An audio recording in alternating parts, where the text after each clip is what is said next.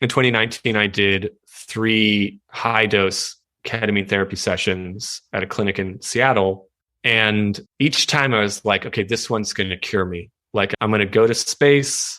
I'm going to meet Jesus and Buddha and like be bathed in a sea of love and come back changed forever and be enlightened also along the way.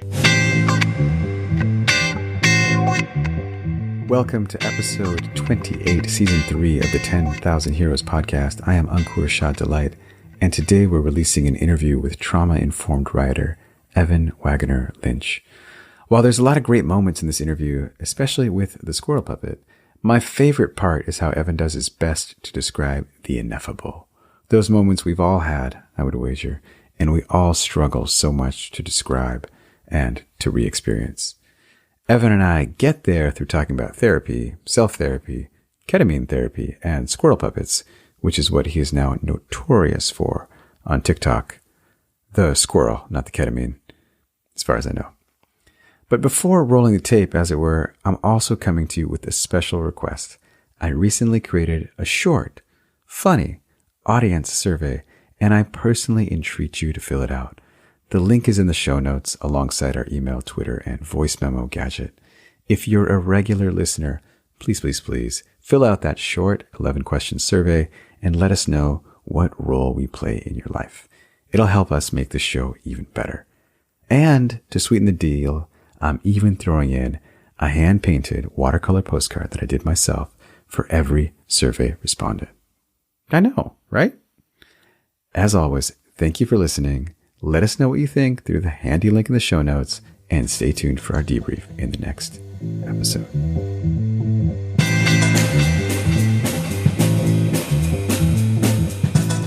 Evan, welcome to the show. I'm very excited to have an internationally reputable TikTok puppeteer. And for the benefit of our listeners, could you tell me a little bit about your characters? Because I know this is mainly going to be audio. We may or may not release the video for this, but we have the video. But since no one can see, I'd love for you to describe both the look and the personality of your characters. Yeah. So the TikTok channel and the project itself is called Squirrel Dialogues. And so the star is Squirrel. That's his name. A lot of people have asked what his full name is. It's just simply Squirrel. A lot of people have asked if he is a Christopher Walken impression. He is not. I don't quite hear it, but a lot of people on TikTok do. Squirrel is basically a amalgamation of like every piece of wisdom I have heard in my own healing journey. And he is this sort of wise, older, gentle voice. He's inspired by Mr. Rogers, who's a huge inspiration of mine since I was a child. And his voice in particular, and a lot of his sort of his personality is inspired by Jon Kabat-Zinn, who was one of the originators of mindfulness in Western medicine. And if you've ever heard him, Jon Kabat-Zinn, I think he was born in Brooklyn. He's older now. I think he's probably about 70. Born in Brooklyn, and he spent most of his professional life in Boston. So he has this wonderful sort of New York, Boston accent. And a family member sent me a guided meditation from him a number of years ago. And I listened to it, and he was like, all right, I want you to just breathe right into your belly. It's just this very heavy sort of New York, Boston accent. I thought it was so funny. It was hard for me to focus on the meditation because I love language. I love dialects. I've always tried to mimic dialects and things like that. So it just stuck with me. And then years later, when I first had the idea to talk to a puppet, that was in the beginning of 2020, I had this puppet I'd gotten from a Goodwill. It was a squirrel, and I just opened his little mouth, and he's like, "Oh, hi, how are you?" This sort of it was Jon Kabat-Zinn's voice. Okay, you have the squirrel who's inspired by kind of perennial wisdom teachers, and maybe John Kabat-Zinn in particular. Who else is part of the pantheon? So the second character is Worry Fox, and he's a toy fox that I also got at Goodwill, and he speaks to anxiety mostly and doubt, and so he has kind of a high. It's like his voice is very high and worried. See if I can do it. It's like, oh no, am I going to post this on the YouTube? Your apartment's so dirty. So it's like a worried British person. Yeah, he's got a weird sort of high British voice. He's very cynical and anxious. And then I added Rage Rabbit. So Rage Rabbit, I wanted to add another character, and I found this rabbit puppet.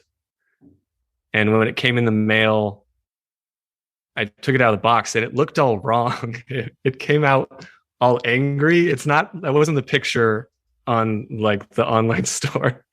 So the rabbit just came out scowling, and I just picked it up, and I was just like, "Ah, you bastard!" He's just this angry. He's got this high, angry sort of New Yorkie voice. A lot of the early videos, he would just like curse and he just thought.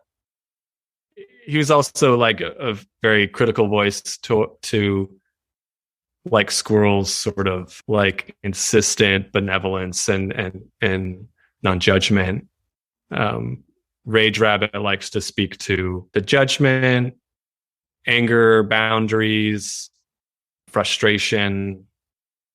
He's gotten a lot of buzz lately because he has been critiquing economic systems on TikTok, which apparently he's gotten involved in the culture wars, apparently, which is odd because Squirrel is very kind of above those sort of things. He's so nonviolent, non-judgmental. Yeah. All right. So just to illustrate this a little bit, let's say you're going for a drive, classic American pastime, with your friends, and you're about to turn left at an intersection, and it's a green light and a green arrow for you to turn left. And somebody just like blows by the other way, would have caused an accident, would have been like a boom collision if you hadn't been paying attention. How does everybody in the car react? So Rage Rabbit would, of course, just be like, "Oh, you son of a bitch, which way you going?" He'd have this very like, "Hey, you idiot." And Worry Fox would be more like, "Oh, I bet he was drunk and he could have killed us. We could have all died." He'd be very sort of morbid and anxious. And then I think Squirrel would be like, "Wow, that was scary. I wonder what was distracting that driver. What was going through their mind? They must be having a hard day."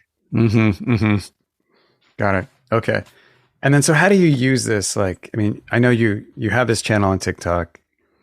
You have your own journey with like personal healing. How do these characters help you? And then how can they help me and everyone else that's listening? Do you just imagine their reactions and get a little bit of like perspective as you go through different things in your life? What's the methodology for using this tool? Yeah. So Squirrel Dialogues is first self-therapy for me. That's sort of its origins. And so the way the videos come together, I'll generally think about something that's just weighing on me. Sometimes it's something that also viewers have been asking me about, but I need some sort of entry for myself in order to be able to do what I do, which is then I basically talk to myself about it. And so one of the characters is basically just me, and I'll just talk about things that are going in my life, things I'm struggling with. And then so you get a piece of mail that's from a collections agency or something that you owe all this credit card debt. Would that be a good entry point for an episode? Yeah. So yeah, it just whatever's sort of on the front burner usually is what I'll start talking about. And I shoot usually in the woods, so I'll go on a hike, and as I'm hiking, I'll just start to think about what I want to talk about. And then I'll start talking it out, and I'll just be walking through the woods, alternating between my voice and Squirrel's voice without the puppet yet. And then it just sort of, once I feel like I have a basic idea of what I'm going to talk about, then I'll get the camera out and the puppets out, and I'll start recording, and it's just conversational. Squirrel is basically what they would call in internal family systems your true self. So it's sort of that part of you that is just unfailingly calm and compassionate and understanding and loving. So I'll just sort of, whatever rings that bell is like what he says. It's sort of improvisational, but it's like, what is the most compassionate thing I could say to this or about this? And then I'll have these other voices that pop up as I'm thinking about, like, oh, that's bullshit. And then boom, that's Rage Rabbit. That's the rabbit. Yeah. Yeah. Oh, that's awesome. Okay. So it's an invitation for every issue, every topic, to have that curiosity and be like, all right, what would my best self say in this moment? And the other parts of ourselves, we don't actually need a direct invitation. They're just going to jump in and react when our best self says the thing. And I mean, I don't know if there's a way you can, quantify or just give a sense of how effective is this for you? Like outside of the recording process, you have incidents come up in your life. Do you just use the animals to like help work through it? Well, those are the videos. If you were to watch all the videos and just look at their published dates, you would know what I was dealing with that week. That's like weekly therapy. I've been doing it, for 2 years. Yeah. And it's just totally transparent. You're just transparent about your journey. Yeah. I'm not really acting. When I pose a subject, it's almost always like straight from my life. Sometimes I'll adopt a bit of maybe I'll think of like, well, how did I feel about this last year when I had done less work on it? If I want to surface something that my viewers are asking about, for instance. But I always need some entry into it because I'm not a psychologist or a wise guru or whatever. So I'm using what's basically a peer counseling model, which is basically that I lean heavily on my own experience. And then I try to find pieces of my own experience that I think will be helpful to others. Yeah. You're not giving advice. You're not prescribing anything. You're just publicly working with the issues that you're experiencing. Exactly. And one of the things I've learned in the project is like, I early on, I did some videos that were like, here's how to do active listening. And they didn't really work because I was posting them to TikTok. TikTok is a very short form medium. So can you explain active listening in 30 seconds? Not really. So I made multiple videos. People would only watch one of them. They'd be like, but what about this? Like, well, you have to watch video 1 or whatever. And it didn't work that well. And I have realized that actually the power of Squirrel Dialogues is in modeling active listening, not giving you a bullet pointed, like, here's how you do it. Like, you can find that, you can do a Google search and find that.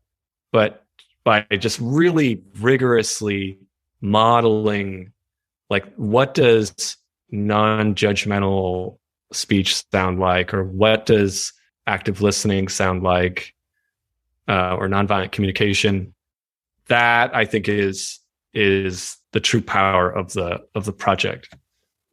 And is that what people really engage with? Like, that's what you've noticed people love? Yeah, everything I've learned about the project, my viewers have told me. So I went into it really not having any idea if anyone would even like it. And actually, for the first year, it was on YouTube, and I just never found a YouTube audience. So the viewers, I would make these sort of longer videos that were like 6, 7, 8 minutes long.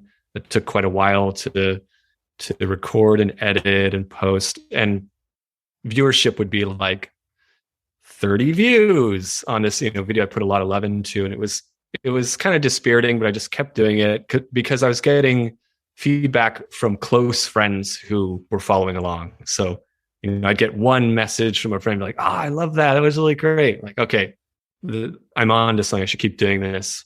But when I switched to TikTok, the viewership just went through the roof. And the nice thing about TikTok is people will respond to you. They actually use the comments. And so now there's this whole conversation going on between me and thousands of people I've never met.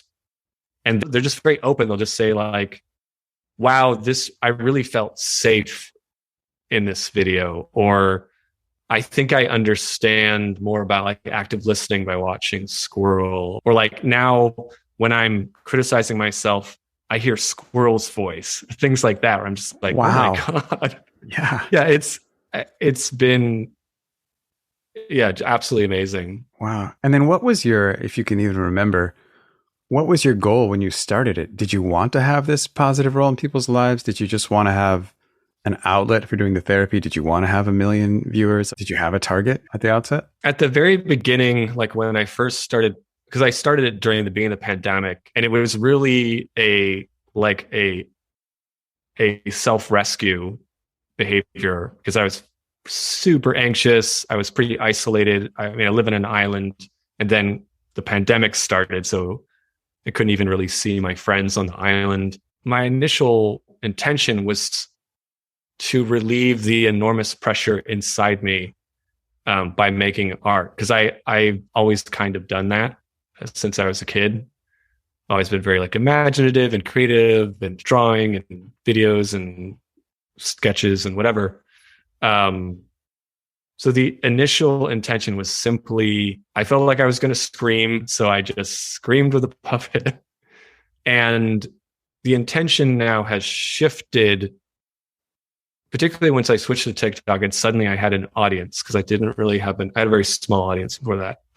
Now I see that I could do more with the project, because on the one hand, I'm now more awake to the need, because a lot of the viewers talk about how unhappy they are, how lonely they are, how overwhelmed they are. There's thousands of comments like this.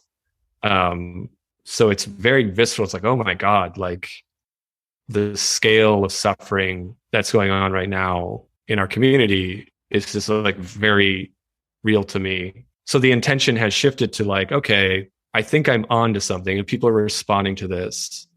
So what in my story can be of service to others?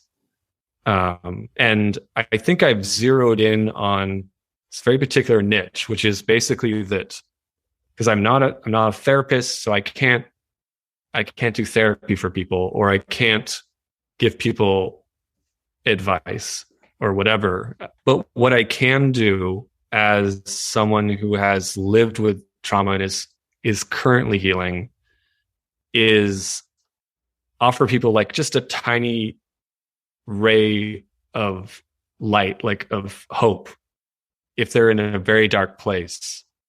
And the hope sounds like, this is not your fault. You are not a bad person. You're not broken. It's like, because I think it's very common. I had the experience of just feeling like a worthless human being before I started my healing work, because I didn't know why I was so low functioning. And I just went with the easy answers, which are like, I was lazy, I was a failure, and so on. And I see that and hear that all the time on TikTok and elsewhere, like in personal conversations with people I know. And I just want to like shine a little light in there, like ease up, like it's not that dark, and you are not who you think you are, and it's really much better than your sort of deepest, darkest assessment of yourself and life. Yeah, and I would hope that little bit of affirmation at the outset could provide energy to get people over the activation hump for seeking therapy or doing something else, having the energy to, I don't know, what would it be? Maybe just having the hope to then put energy into some other modality or some other project that then accelerates them. Yeah. Well, because I think the problem is that part of having mental health challenges or just getting through the pandemic is that a lot of folks are feeling overwhelmed. And as part of that, then they're not functioning at their best. And which means that things like trying to navigate insurance to get to get a therapist becomes this horrible mountain to climb. And I think a lot of folks from there just go straight to self-judgment. Like, oh, I'm an idiot. Like, I can't even get a therapist, or like, it's all of these awful stories. And that's where I'm intervening. It's like, whoa, wait, like, it is very human for you to be struggling right now. There's nothing wrong with struggling at a time like this. So you're behaving as intended, like as nature intended. So ease up on like, I'm bad, I'm not functioning or whatever. Yeah. Before you started this project, you had mentioned earlier that you read Michael Pollan's book, How to Change Your Mind. You had a lot of hope for how psychedelic therapy could help you or give you kind of like really push you forward. Did you end up trying that? Yeah. So actually what really started my healing journey was this interest in psychedelic therapy. So I didn't really even identify as someone who was living with anxiety and depression, which now that I trace back, I think I've had those issues since childhood, but I didn't see it until I was about 35. And part of the awakening was reading Michael Pollan's book and hearing about how psychedelics have been used to treat anxiety and depression. And so that was my original plan was, okay, I think I have pretty serious anxiety and depression. I don't know why, but I want to cure it with magic. I want to use psychedelics to just, boom, let's just blow it out of the park and let's fix this thing right away. That was my initial plan. But what happened was then I started researching anxiety, depression. Then I started looking at my own life and my family. And I started realizing, wow, no, this isn't just I have anxiety and depression for no reason, which is sort of how I was raised. Like in the 90s, they had kind of the chemical imbalance theory, which has been debunked. But I literally had doctors tell me that when I was a young person, I had depression. I had to think about why I was so depressed and anxious. And then I started looking into my childhood because everyone was pointing there like, oh, you need to look at your childhood. And it's like, what? Nothing's wrong.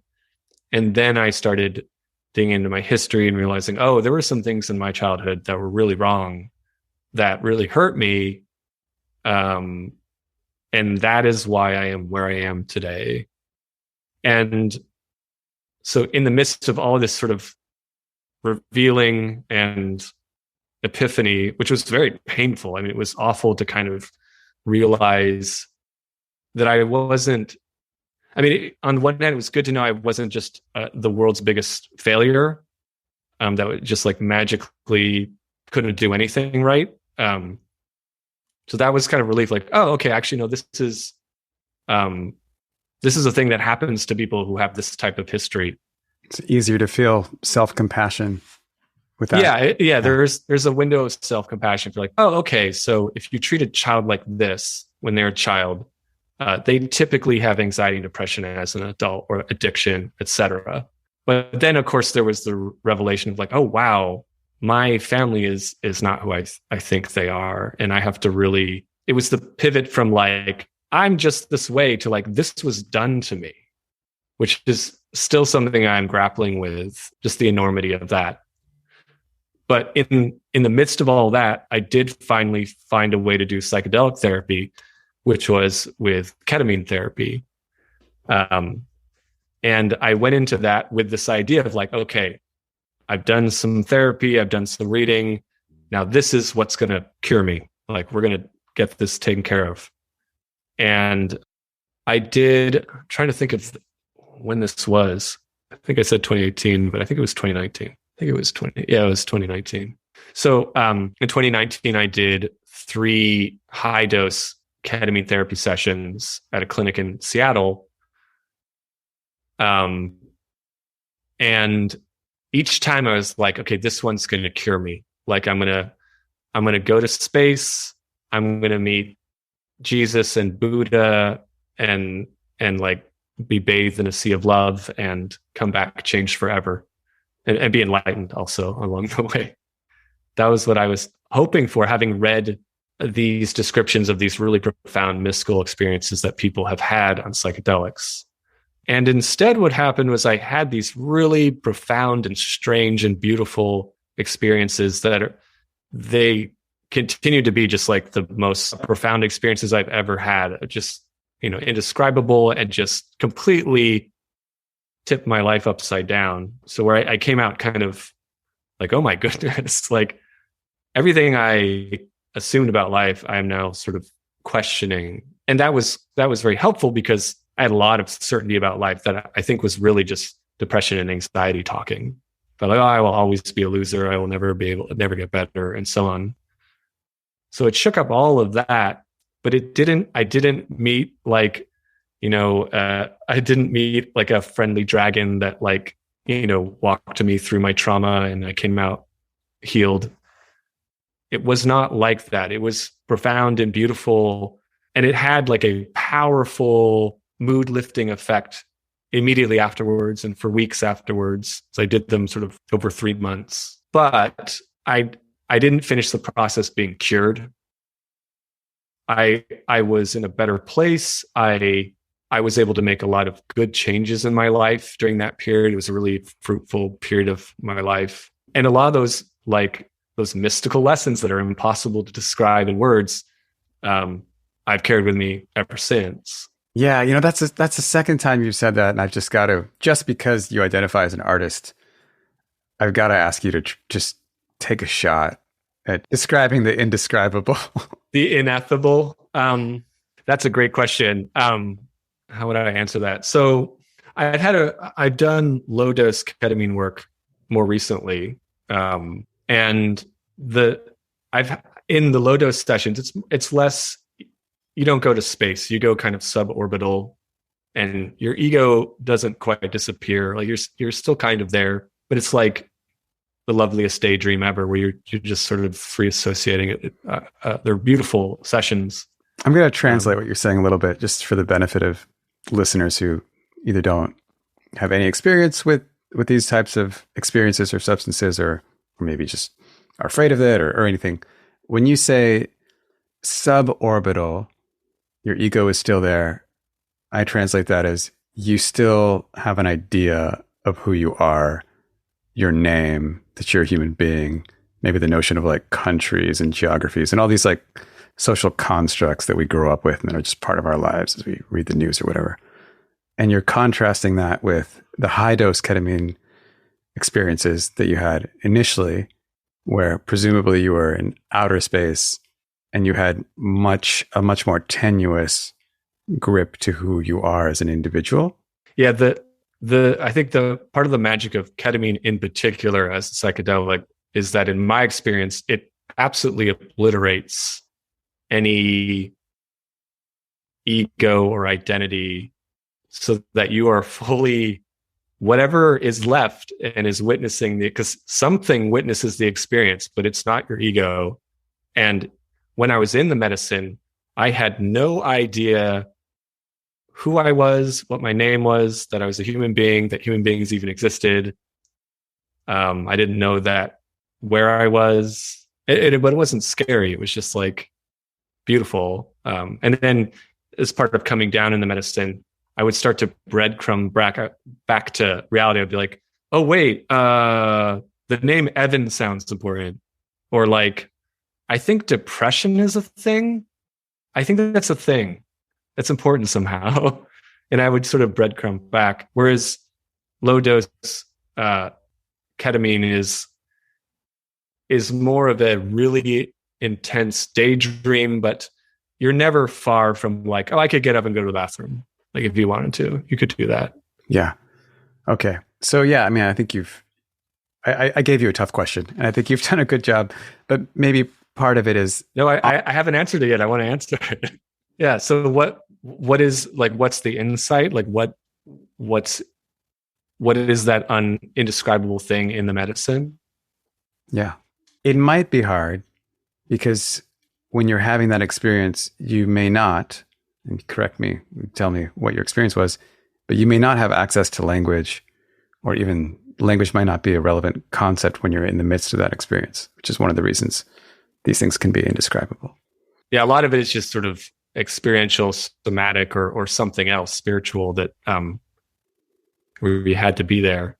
I guess like the way I would describe it is that in every psychedelic experience I've had, there's this funny thing that happens where like what I thought was my life. So my entire life from being born in 1982 and bad things that happened to me, the good things that happened to me, all the way to the present, which to me in waking life is the most important story I've ever heard. Like my ego is just very identified with it. I'm very egoic. In the medicine, that shrinks down into like something you can hold in your hand. Like it's so small, and there's something else that is infinitely vast that is there. And I've had experiences where I feel like I have merged with whatever that vastness is in a total way, like, or which again, hard to describe, but like that basically the lesson for me was like that your waking life is not everything, that there's something much, much bigger going on, and that bigger thing is not scary, that there's something benevolent and beautiful about it. I've had different insights and different experiences. Sometimes I feel held by just something vast and benevolent. Sometimes it feels like Mother Earth or something like that. And in the medicine, I just feel like I can just fully let go, let out all my earthly pain, and just radically let go. It's beyond real. It's ecstatic. And sometimes it's just felt like ketamine is, I have found it to be, and I've heard it described as kind of abstract. It's kind of a strange medicine. And so that was more just like sensory and very hard to describe or even contextualize in the moment. It's more like, what is happening? And it's just this absolute consuming tumble through something infinitely vast. And I've heard a lot of people come back and say that vastness is love or consciousness. And before I did psychedelics, I would have been like, that's crazy, whatever. I was not a spiritual person before psychedelics, but now I'm completely open to that. Like that I could totally see an argument for this idea that love is like impossibly vast, or consciousness similarly could just be much bigger than we think it is. So I guess that's how I would answer that question. And there's one thing I want to add that I've had this insight in more recent work, which is that I've really been zeroing in on like people who seem to have some insight into this and are ringing the bell about it. And the people who come to mind first are often the musicians that I'm listening to while I'm doing psychedelics, because I always use music to aid my psychedelic work. And some of this music is very explicitly described as, oh, this is music for psychedelic therapy, like John Hopkins' most recent album. But some of it is just not, it's just beautiful. And I've been wondering of late, do these people know what they're doing? Like, what do they know that they're making a piece of art that resonates so beautifully when one is in the psychedelic, like that it just fits like a glove. And some of them, I think, yeah, they're probably doing psychedelics and it's informing their work. And others, maybe they're tuning into some other frequency. I'm fascinated by it. And I think that is a frame also for what I am doing, is that I'm ringing a bell. I'm trying to ring a bell of that sort of vast love. And I don't think I can do wrong by doing that. I think that's time well spent. That's beautiful. I wanted to ask one more question, but maybe that's just perfect. Wow. I appreciate you asking that, because I think while I talk. Yeah. So it's hard for me to, like, if I was just trying to write it down, it would be hard. So thank you for asking that. Yeah, you're welcome. That's one of my favorite things to try and do. Because those feelings are they're so real. They're so powerful. I've had them in many different ways, and many times I've tried to describe it. I've tried to write about it during the experience or paint it. And then I look at it later and I'm like, nope, didn't capture it at all. Total failure. Yeah. And I actually, just on that note, the one time where I felt like, oh, somebody really did a good job of capturing this. I was reading, I forget the name of the book, Sri Aurobindo, like an Indian revolutionary and mystic sage from the early part of the 20th century. I was reading this book of his about philosophy or the nature of the universe or something. And I was like, oh, that guy is accurately describing the height of an LSD trip, which I don't think he took LSD. I think he got there through meditation or some other way. But it was really like, that's what I've been trying to write when I have these experiences. That's what I'm trying to capture and share. And I've never been able to do it. And I just saw someone who did. There's this moment of like awe and recognition and just being very impressed. Yeah. Yeah. I suspect it is what art is.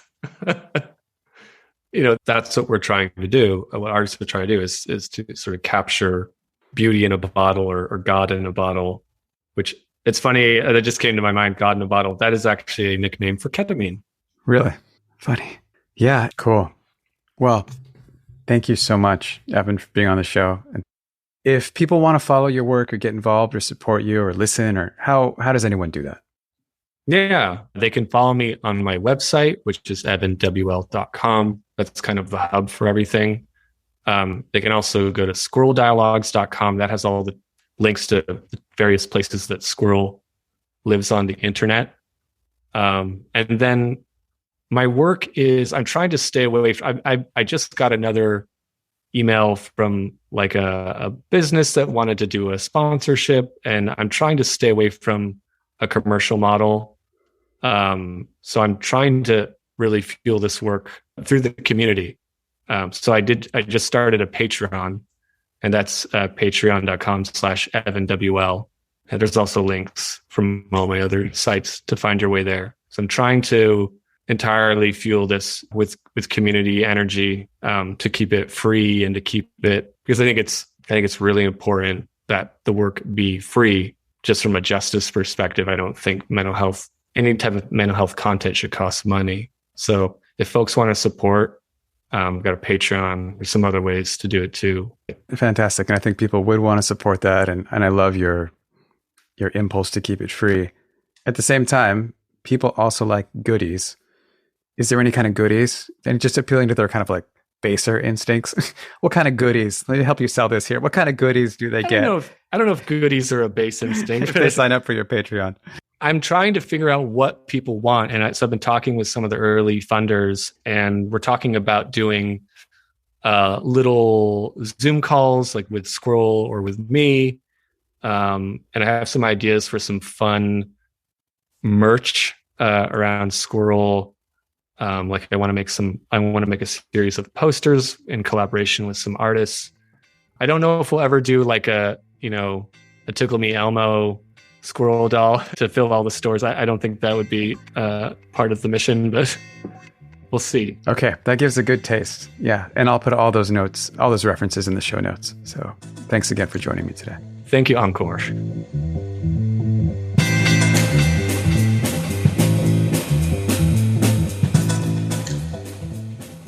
That concludes another episode of the 10,000 Heroes show. Thank you for listening. And as always, we hope it inspires reflection, insight, and lasting personal transformation, my favorite. I also have a special request for you today. As I mentioned at the onset of this podcast, we recently created our first ever listener survey.